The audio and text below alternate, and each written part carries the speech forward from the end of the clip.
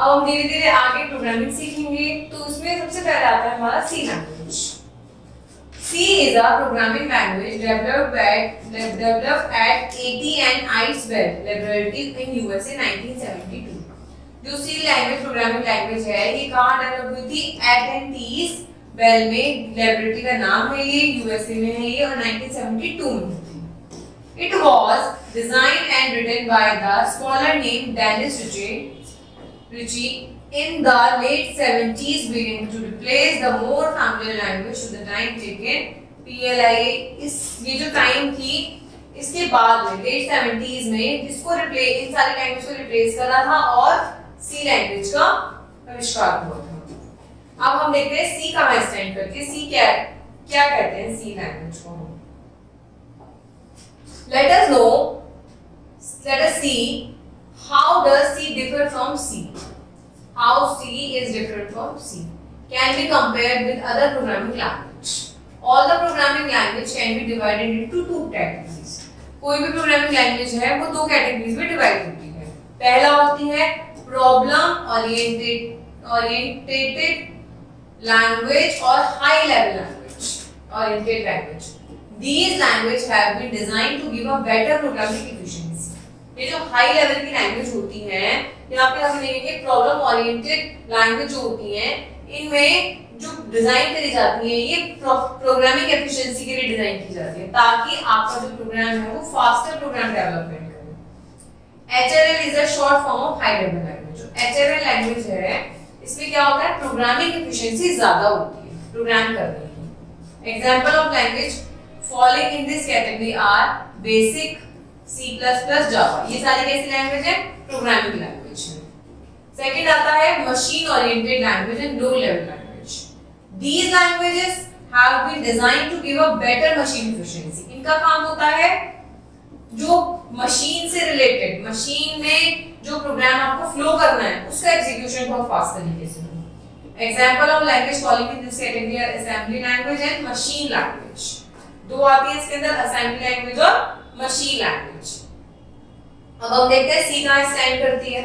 C stands in between the machine level and high level language. ये दोनों के बीच में स्टैंड करती है। That is why it is often called a middle level language. भाई हाई और लो के बीच में स्टैंड करती है तो इसे हम क्या कहते हैं? Middle level language.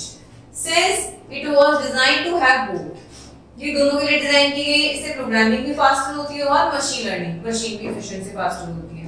A relatively good programming efficiency and relatively good machine efficiency। ठीक है, the C character set। अब हम देखते हैं, सबसे पहले हमें पता होना चाहिए कि इसमें कैरेक्टर सेट क्या होता है, किस तरीके से हम प्रोग्राम बनाते हैं। तो सबसे पहले हम पढ़ेंगे कैरेक्टर सेट के बारे में। A character donates any alphabet, digit और special symbol used to represent information। Character का क्या काम होता है? अल्फाबेट के थ्रू, डिजिट के थ्रू, स्पेशल वर्ड के थ्रू अपनी इंफॉर्मेशन को रिप्रेजेंट करना। Following table shows the varied alphabet. देखिए अल्फाबेट आते हैं आपके, कैपिटल में भी आएंगे, इसमें स्मॉल भी आते हैं। फिर आते हैं आपके डिजिट्स, ये होते हैं आपके स्पेशल सिंबल्स। अब हम पढ़ते हैं कांस्टेंट, वेरिएबल और कीवर्ड्स किसे कहते हैं। The alphabet, number and special symbols, ये तीनों जब इनका प्रॉपर कॉम्बिनेशन बन जाता है तो वो क्या बनता है? कांस्टेंट, वेरिएबल और कीवर्ड। इन तीनों का प्रॉपर कॉम्बिनेशन कांस्टेंट, वेरिएबल और कीवर्ड कहलाता है। अब देखते हैं कांस्टेंट किसे कहते हैं। A constant is a quantity that does not change. Constant की जो क्वांटिटी होती है वो चेंज नहीं होती। This quantity can be stored as a location in the memory of a computer. Constant एक मेमोरी होती है जो चेंज नहीं होती और एक कंप्यूटर के किसी लोकेशन पे सेव होती है। वेरिएबल क्या होता है? A variable can be considered as a name given to the location in a memory where this constant is stored। अब जहां पे ये constant स्टोर हुआ है, वेरिएबल होता है उसका नाम और नॉर्मली ये वेरिएबल चेंज हो सकता है। अब हम पढ़ते हैं कीवर्ड। कीवर्ड क्या होता है? A keyword is a reserved word which is used for specific। ये एक कीवर्ड ऐसा होता है कि जैसे हम लोग इंग्लिश में यूज करते हैं कि गो का मतलब जाना होता है, तो एक गो एक रिजर्व वर्ड हो गया कि गो का मतलब जाना ही होता है। ऐसे ही इसके अंदर हम वर्ड्स को, इसके अंदर जो वर्ड्स होते हैं वो रिजर्व्ड होते हैं, उनका एक बेसिक वही काम होता है, वो वही काम करते हैं। अब देखते हैं how to declare data type. Data type कैसे कैसे होते हैं इसमें भाई। इंटीजर होते हैं 1 2 नंबर्स होते हैं, होल नंबर्स इंटीजर्स कहते हैं। कीवर्ड ये है इसका और इसके स्पेसिफायर से ये। फ्लोट में पॉइंट वाली वैल्यूज आ जाती है, फ्रैक्शंस वैल्यू आ जाती है, ठीक है। और कैरेक्टर सेट में आपका ए बी सी डी ये सारे आपके अल्फाबेट कैरेक्टर आते हैं जिन्हें हम 4 बोलते हैं, कैरेक्टर। सी इंस्ट्रक्शंस। अब सी के इंस्ट्रक्शंस देखिए क्या क्या होते हैं। There are basically 4 types of instruction. भाई जो प्रोग्रामिंग है वो इंस्ट्रक्शंस के थ्रू ही तो काम करेगी। तो उसमें पहला इंस्ट्रक्शन होता है टाइप डिक्लेरेशन, दूसरा होता है इनपुट आउटपुट, तीसरा होता है अरिथमेटिक, चौथा होता है कंट्रोल। चारों का क्या क्या काम होता है पढ़ते हैं। टाइप डिक्लेरेशन इंस्ट्रक्शन में क्या होता है, ये जो टाइप आप वेरिएबल करते हो उसी प्रोग्राम के अंदर ये डिक्लेयर करता है। इनपुट आउटपुट इंस्ट्रक्शन का काम होता है ये परफॉर्म करता है फंक्शन को कि इनपुट डाटा क्या जाएगा और फिर उसका आउटपुट क्या निकलता रहेगा। अरिथमेटिक में ये आपकी जो भी अरिथमेटिक कांस्टेंट वेरिएबल होते हैं, मल्टीप्लाई डिवाइड ये सब इसमें डील होते हैं। और आता है आपका कंट्रोल स्ट्रक्चर। इसका काम होता है सीक्वेंस के एग्जीक्यूशन को कंट्रोल करना, to control the sequence of execution of various statement. अब सी प्रोग्रामिंग के अंदर स्टेटमेंट भी काफी सारी होती हैं, तो कंट्रोल इंस्ट्रक्शन क्या काम करता है, वो जो इंस्ट्रक्शंस हैं उनको चेंज करना, फॉलो करना।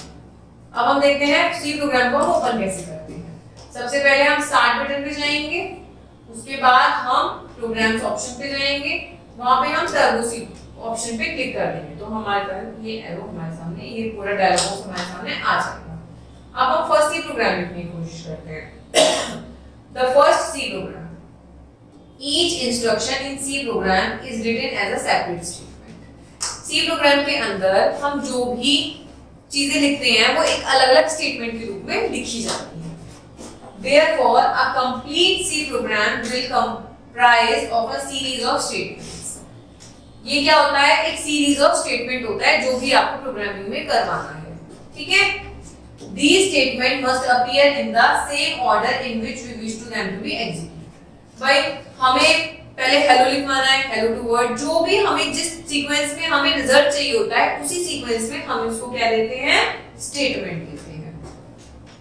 Unless of force of logic, जब तक हम इसमें कोई लॉजिक नहीं लगा सकते। अब सपोज कीजिए हमने कोई मैथमेटिकल ऑपरेशन लगा दिया है तो ये स्टेटमेंट अपने अकॉर्डिंग कभी भी जंप कर सकता है कंट्रोल करने के लिए। पर अगर हमें सिंपल लिखवाना है, कोई लॉजिकल चीज नहीं लगानी है, तो जैसे आपको अपना आउटपुट चाहिए, जैसे आपको अपना रिजल्ट चाहिए, वैसे ही आप अपनी स्टेटमेंट लिख दीजिए। अब पढ़ते हैं हम rules for writing a program. Program के लिए जो राइट करेंगे हम उसके लिए रूल्स पढ़ते हैं। पहला है blank spaces may be inserted between two words to improve the readability of the statement। अब जो blank spaces, जो स्पेस बार में स्पेस लगाया जाता है वो दो वर्ड्स के बीच में होना चाहिए ताकि आप वर्ड्स को पढ़ पाओ। अब सपोज कीजिए ना आप सब वर्ड एक साथ लिख देंगे तो क्या पढ़ पाएंगे, बिल्कुल भी नहीं पढ़ पाएंगे। However, no blank space are allowed within a variable or constant or keyword। But variable में, कांस्टेंट में और कीवर्ड में स्पेस अलाउड नहीं होगा। उसके अलावा आप अपनी स्टेटमेंट के बीच में स्पेस लगा सकते हैं। दूसरा है usually all statement are entered in a small case. आप जितने भी अपनी स्टेटमेंट लिखोगे वो आपको स्मॉल केस में ही लिखनी है।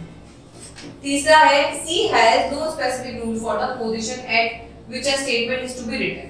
That's why it is often called a free form language. इसमें ऐसा नहीं होता कि यहीं से स्टार्ट करना है, यहीं से स्टार्ट करना है, कहीं से भी आप स्टार्ट कर सकते हो, इसलिए आप इसे फ्री फॉर्म लैंग्वेज भी कहते हो।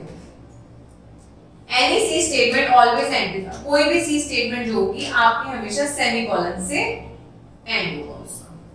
अब हम देखते हैं, अब मैं आपको एक प्रोग्राम दिखाती हूँ कि कैसे लिखा हुआ है। ये देखिए जिसमें जितने भी स्टेयर्स ये सारी इसकी स्टेटमेंट है, देखिए इस तरीके से। और ये जो है सबमिट, जो जहां पे आपकी स्टेटमेंट बंद होगी वहां आपका सेमीकोलन लगा हुआ है। अब हमने जो ये प्रोग्राम लिखा है इसके बारे में हम टिप्स पढ़ते हैं। Comment about the programme should be enclosed with this. देखिए ये साइन और ये एनक्लोज हो रखा है, कोई भी कमेंट। फर्स्ट एड एग्जांपल हम फर्स्ट एड में देख चुके हैं।